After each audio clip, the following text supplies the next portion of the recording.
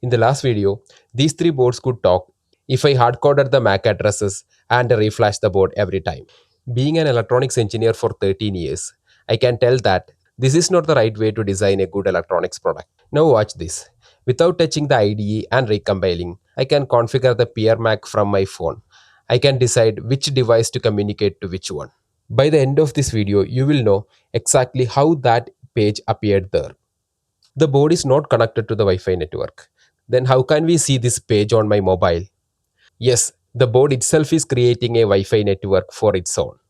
Using the same radio that creates ESP-NOW unicast, it flips into a Wi-Fi server for few seconds for the configuration purpose.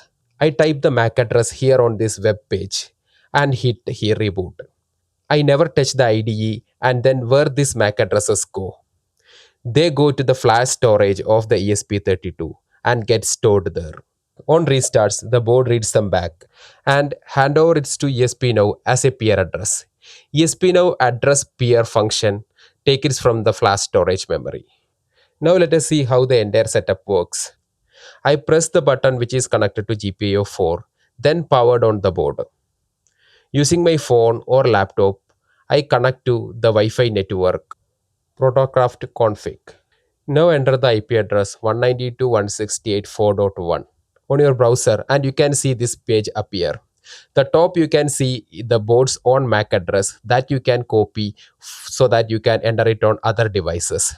So by the same method, you must have got the IP addresses of all boards. So now you can enter the peer MAC addresses on these two fields.